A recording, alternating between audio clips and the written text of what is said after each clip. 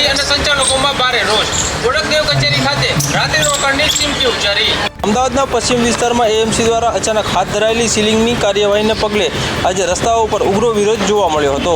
પ્રેમચંદનગર અને બોડકદેવ વિસ્તારમાં આવેલ અંદાજે 50થી વધુ પીજી એકમોને ફાયર સેફ્ટી અને અન્ય નિયમોના ભંગ બદલ સીલ કરવામાં આવતા સેંકડો યુવક યુવતીઓ રજૂ પડ્યા છે. આ કાર્યવાહીના વિરોધમાં 100થી વધુ લોકોના ટોળાએ પ્રેમચંદનગરથી બોડકદેવ એએમસી કચેરી સુધી વિશાળ રેલી યોજી તંત્ર સામે સૂત્રોચ્ચાર કર્યા હતા. વિદ્યાર્થીઓનો આક્ષેપ છે કે પૂરતી નોટિસ કે વૈકલ્પિક વ્યવસ્થા આપ્યા વગર સીલિંગ કરતા તેઓ રાત ક્યાં વિતાવશે તે મોટો પ્રશ્ન છે. આક્રોશ એટલો છે કે વિદ્યાર્થી અને સંચાલકો હવે કોર્પોરેશન કચેરીમાં જ રાત્રિ રોકાણ કરવાની જાહેરાત કરી છે. તંત્રની આ કડક કાર્યવાહીથી સમગ્ર વિસ્તારમાં તણાવપૂર્ણ સ્થિતિ સર્જાઈ છે. મોડી રાત સુધી ચાલેલ આ હોબાળાને પગલે પોલીસ કાફલો પણ ખડકી દેવામાં આવ્યો છે. સંચાલકોનું કહેવું છે કે નિયમોના પાલન માટે સમય આપવાના બદલે સીધું સીલિંગ કરવું તે અન્યાય છે. વાસણામાં જાહેરમાં દારૂ પીને હોબાળો કરનાર શખ્સની ધરપકડ કરવામાં આવી છે. વાસણા પોલીસે વાયરલ વિડીયોના આધારે આ વ્યક્તિની ધરપકડ કરી છે. અમદાવાદના વાસણા વિસ્તારમાં કાયદો અને વ્યવસ્થાના ધજાગરા ઉડાવતી એક ઘટના સામે આવી છે, જેમાં એક શખ્સે જાહેર રોડ ઉપર બેસીને નિર્લજ્જપણે વિદેશી દારૂ પીધો હતો. આ દારૂડિયાએ નશાની હાલતમાં વાહન ચાલકો અને રાહદારીઓ સાથે અભદ્ર વર્તન કરી ભારે હોબાળો મચાવ્યો હતો. રસ્તા પરથી પસાર થતા નાગરિકોએ આ સમગ્ર ઘટનાનો વિડીયો ઉતારી સોશિયલ મીડિયામાં વાયરલ કર્યો હતો, જેના પગલે પોલીસ તંત્ર દોડતું થયું હતું. વાસણા પોલીસે આ વિડીયોના પુરાવા અને સ્થાનિક બાતમીના આધારે ત્વરિત કાર્યવાહી કરી આરોપીની ધરપકડ કરી છે. દારૂબંધી ધરાવતા ગુજરાતમાં આ પ્રકારે જાહેરમાં નશો કરી આતંક મચાવનારા તત્વો સામે પોલીસે ગુનો નોંધી જેલના સળિયા પાછળ ધકેલી દીધો છે. આ કાર્યવાહીથી વિસ્તારના રહીશોમાં રાહત જોવા મળી છે. જાહેર સ્થળો ઉપર આવી પ્રવૃત્તિ કેવી રીતે ફૂલે ફાલે છે તે સૌથી મોટો પ્રશ્ન છે. વાસણા પોલીસે હવે આ વ્યક્તિની ધરપકડ કરીને દારૂ ક્યાંથી લાવ્યો હતો તે દિશામાં વધુ તપાસ હાથ ધરી છે. સ્ટેટ મોનિટરિંગ સેલે ભુજના ધાણેટી ગામમાં રેડ પાડીને 4 કરોડથી વધુની મત્તાનો વિદેશી દારૂ કબજો કર્યો છે. મહત્વનું છે કે આ રેડ અત્યાર સુધીના ગુજરાત પોલીસના ઇતિહાસની સૌથી મોટી રેડ માનવામાં આવી રહી છે. કચ્છના ભુજ ભચાઉ હાઈવે પર ધાણેટી ગામ પાસે એસએમસીએ ગુપ્ત માહિતીના આધારે દરોડો પાડ્યો હતો.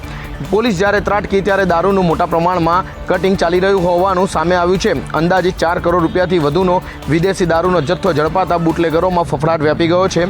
આ દરોડા ઉપરાંત અનેક લક્ઝરી વાહનો, ટ્રકો અને અન્ય કિંમતી મુદ્દામાલ પણ કબજે કરવામાં આવ્યો છે.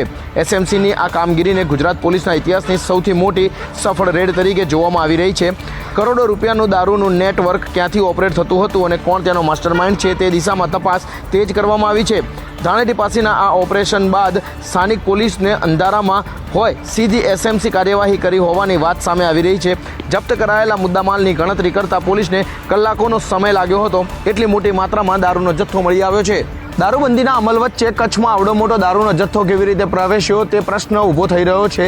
સાથે જ પોલીસે આ કેસના ફરાર આરોપીઓની ધરપકડ માટે વધુ કાર્યવાહી તેજ કરી છે. વડોદરાના આજવા રોડ પર તસ્કરોનો આતંક. અમરદીપ બંગલોઝમાં 13 જ દિવસમાં 4 વખત હાથ ફેરો કરીને પોલીસને ખુલ્લી ચેલેન્જ આપી. વડોદરાના વાડી વિસ્તારમાં આવેલા આજવા રોડ પર તસ્કરોએ ભારે તરખાટ મચાવ્યો છે, જેના કારણે સ્થાનિક રહીશોમાં ફફડાટ વ્યાપી ગયો છે.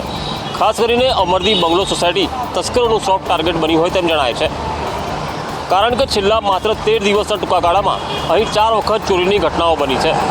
તસ્કરોની આ હિંમત જોઈને લાગે છે કે તેમને પોલીસનો જરાય ખોફ રહ્યો નથી. આ ચોરીની ઘટનાઓને પગલે સોસાયટીના રહીશોની રાત્રિની ઊંઘ હરામ થઈ ગઈ છે અને લોકો ભયના ઓથાર હેઠળ જીવી રહ્યા છે. તસ્કરોની હિલચાલના સીસીટીવી ફૂટેજ પણ સામે આવ્યા છે, જેમાં તેઓ બિંદાસપણે ચોરી કરતા કેદ થયા છે.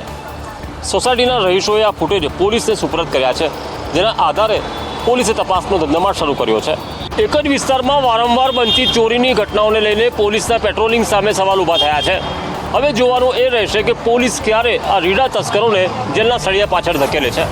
સુરત મહાનગરપાલિકાના તમામ અધિકારીઓનો હિસાબ હવે ડિજિટલ થશે. મિલકતથી લઈને પ્રમોશન સુધીની વિગતો ઓનલાઈન કરવામાં આવશે.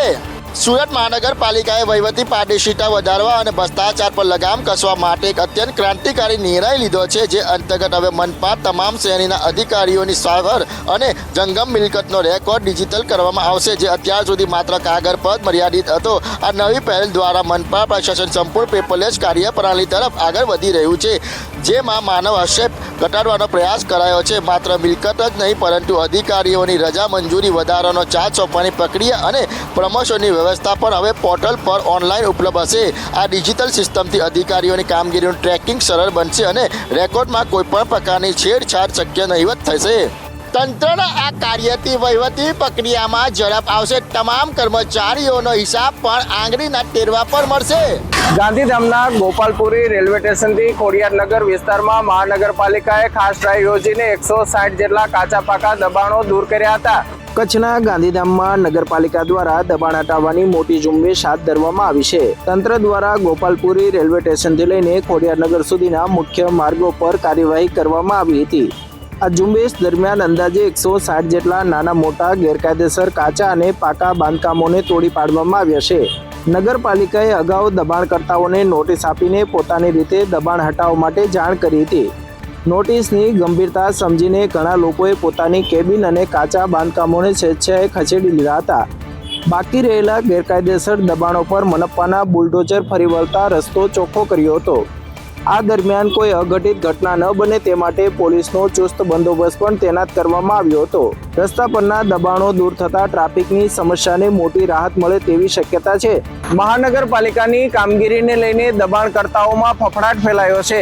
આગામી દિવસોમાં પણ મનપ્પાની આ ઝુંબેશ યથાવત રહેશે.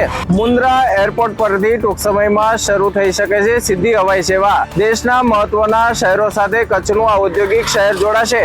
કચ્છના મુન્દ્રા એરપોર્ટ પરથી હવે મુસાફરો માટે સીધી ફ્લાઇટ સેવા શરૂ થવાના સંકેતો જોવા મળી રહ્યા છે, જેના કારણે સ્થાનિક ઉદ્યોગપતિઓ અને પ્રવાસીઓમાં ભારે ઉત્સાહ જોવા મળી રહ્યો છે.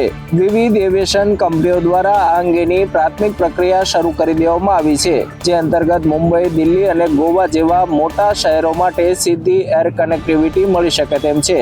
આ ઉપરાંત ગુજરાતના બે મુખ્ય આર્થિક કેન્દ્રો અમદાવાદ અને સુરત માટે પણ સીધી એર સેવા શરૂ કરવાનું આયોજન વિચારાઈ રહ્યું છે. મુન્દ્રા પોર્ટ અને આસપાસના વિશાળ ઔદ્યોગિક વિસ્તારના કારણે અહીંયા દરરોજ મોટી સંખ્યામાં બિઝનેસ ટ્રાવેલર્સની અવરજવર રહેતી હોય છે, જેમને હવે લાંબી મુસાફરીમાંથી મુક્તિ મળશે.